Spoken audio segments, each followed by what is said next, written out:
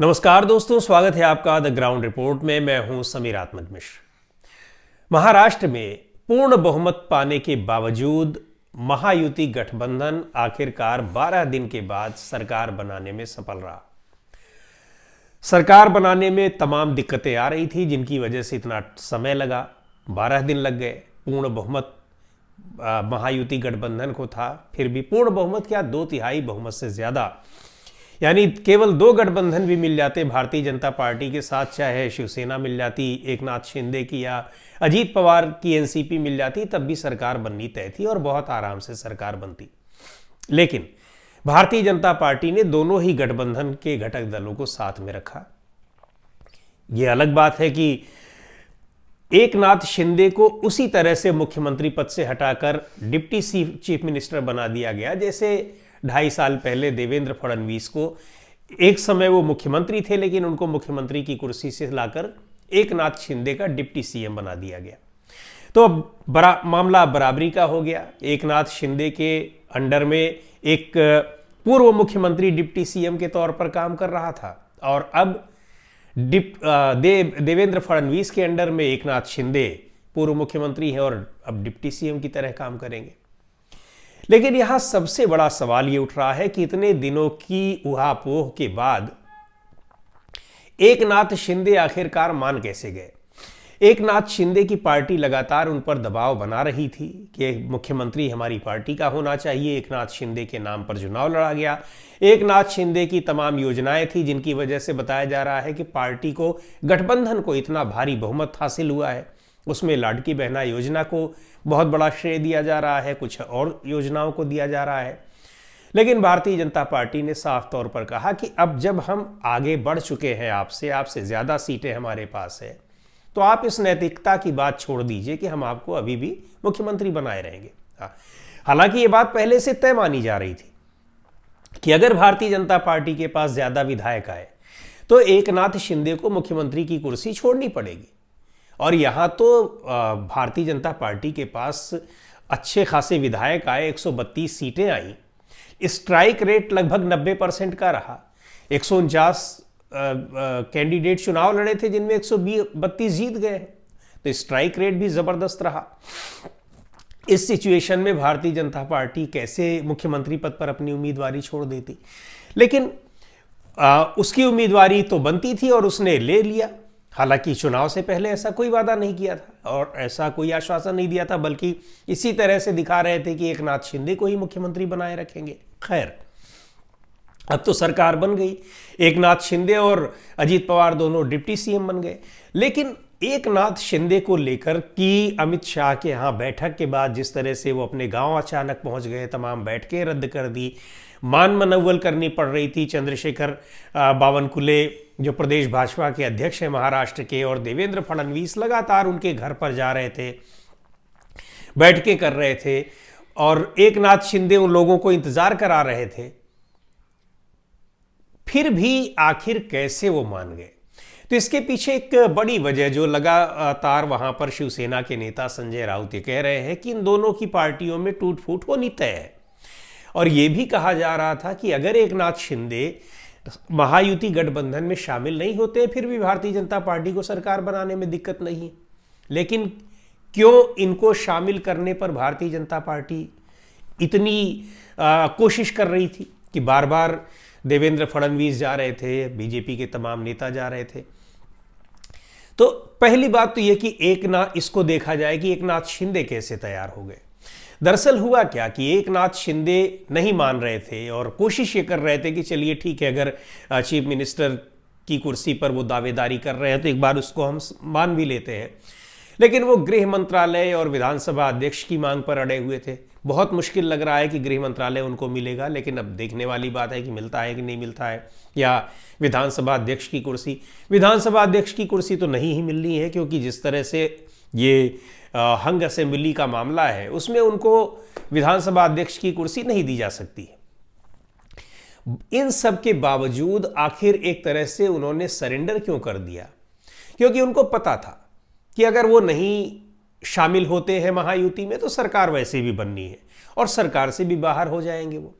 सरकार से बाहर होने के बाद बहुत आसान रहेगा कि उनकी पार्टी के विधायकों को, जितने विधायकों को चाहे भारतीय जनता पार्टी अपने पक्ष में कर सकती थी, यानी टूट फूट हो सकती थी पार्टी में, बिल्कुल उसी तरह जैसे वो खुद विधायकों को तोड़ कर ले आए थे अपनी मूल शिवसेना से।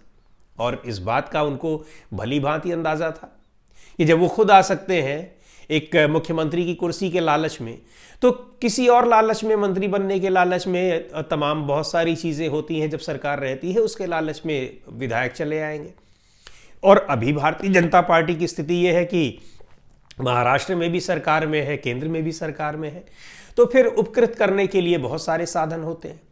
और दूसरी बात ये कि एकनाथ शिंदे की पार्टी के भीतर ही अब विधायकों ने कहना शुरू कर दिया था, दबाव डालना शुरू कर दिया था कि सरकार में शामिल होना चाहिए, क्योंकि उनको भी पता था कि सरकार में शामिल होने के बहुत सारे फायदे होते हैं। आप सरकार के बाहर रह करके या बाहर रहकर समर्थन देकर आप क्या कर लेंगे।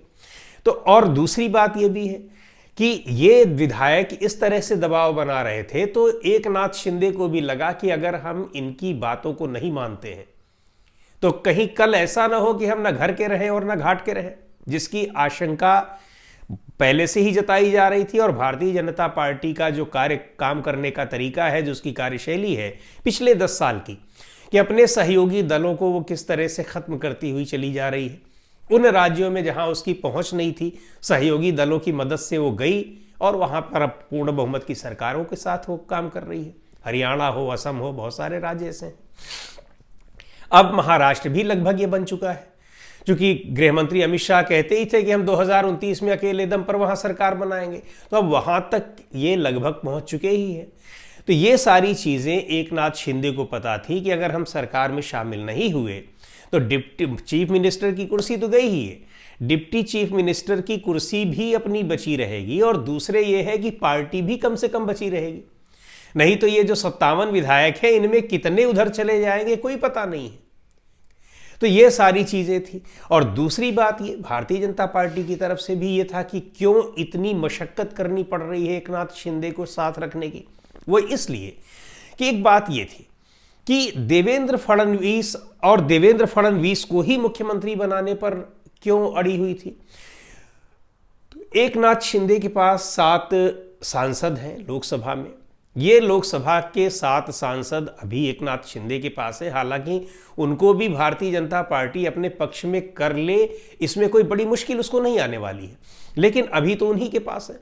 और इस समय एक एक सांसद की कीमत क्या होती है अल्पमत की सरकारों के सामने, वो सबको पता है। प्रधानमंत्री नरेंद्र मोदी और गृह मंत्री अमित शाह को ये मालूम है कि जब तक वो केंद्र में सत्ता में है तभी तक कुछ है और सब कुछ है। जैसे ही केंद्र की सत्ता गई तो पार्टी में उनकी कोई सुनने वाला नहीं है। जिस तरह से पिछले 10 साल से वो पार्टी और संगठन अपना दोनों चला रहे हैं, तो कहीं अगर एकनाथ शिंदे ने शुरुआत कर दी अपने सांसदों के समर्थन वापसी की, उधर नीतीश कुमार भी खड़े हैं, उधर तेलुगु देशम भी खड़ी है, बिहार में चिराग पासवान भी खड़े हैं, तो एक बड़ी ऐसी स्थिति आ जाती कि केंद्र सरकार खतरे में पड़ सकती थी। तो पहली बात तो ये। और दूसरी बात ये कि देवेंद्र फडणवीस को ही क्यों बनाने में पूरी ताकत लगा दी, जबकि महाराष्ट्र की इकाई भारतीय जनता पार्टी क्यों नहीं चाहती थी। दरअसल देवेंद्र फडणवीस को केंद्र में, क्योंकि अगर मुख्यमंत्री नहीं बनाते तो देवेंद्र फडणवीस को केंद्र में एडजस्ट करना था, और केंद्र में अमित शाह अपना एक कंपटीटर नहीं लाना चाहते थे। कंपटीटर इसलिए है देवेंद्र फडणवीस के साथ, एक तो नागपुर से आते हैं, महाराष्ट्र से संघ का समर्थन है। नितिन गडकरी तो अब एक तरह से रेस से बाहर हो गए हैं, लेकिन देवेंद्र फडणवीस पूर्व मुख्यमंत्री हैं, अनुभव है और अभी यंग है। तो अमित शाह के लिए एक बड़ी चुनौती थी। इधर योगी आदित्यनाथ से तो चुनौती का सामना उनको करना ही पड़ रहा है, उधर देवेंद्र फडणवीस भी उनके लिए एक खतरा बनने वाले थे कि अगर प्रधानमंत्री नरेंद्र मोदी के बाद अगर दूसरा नंबर किसी का आता है, तो अभी पूरा एक कंपटीशन चल रहा है योगी आदित्यनाथ और अमित शाह के बीच में, तो एक और कंपटीटर आ सकते थे। और योगी आदित्यनाथ के साथ क्या है कि कॉरपोरेट लॉबी का उतना बड़ा समर्थन उनके साथ नहीं, लेकिन देवेंद्र फडणवीस महाराष्ट्र के हैं, नागपुर के हैं, महाराष्ट्र के मुख्यमंत्री रहे हैं, 5 साल मुख्यमंत्री रहे हैं, तो उनके पास कॉरपोरेट लॉबी का भी एक बड़ा समर्थन है। इन सारी चीज़ों को देखते हुए अमित शाह कतई नहीं चाहते थे कि ये दिल्ली आए, तो पूरी ताकत लगा दी गई। और अमित शाह नहीं चाहते थे तो प्रधानमंत्री मोदी भी नहीं चाहते थे। तो इसलिए महाराष्ट्र की जो स्टेट यूनिट है उसके तमाम विरोध के बावजूद उनको, देवेंद्र फडणवीस को मुख्यमंत्री के पद पर बनाए रखा गया। लेकिन कहानी अभी यही खत्म नहीं हो गई है, अभी बहुत सारे पेच इसमें बचे हुए हैं। एकनाथ शिंदे जिस तरह से मजबूर हुए हैं समझौता करने को, बिल्कुल झुककर समझौता करने को, या सीधे कह दिया जाए कि वो सरेंडर करने पर मजबूर हुए हैं, तो पूरे 5 साल वो इसी मजबूरी में काट देंगे ऐसा नहीं। खेल अभी बाकी है और आगे देखते रहिए कि कुछ न कुछ अभी होना है। तो आज के इस वीडियो में इतना ही। अगले वीडियो में फिर मिलेंगे एक नए विषय के साथ, एक नए मुद्दे के साथ। द ग्राउंड रिपोर्ट के यूट्यूब चैनल को आपने अब तक सब्सक्राइब न किया हो तो ज़रूर कर लें। हमारे वीडियोज़ को लाइक करें, शेयर करें और अपने सुझाव भी हमें दें।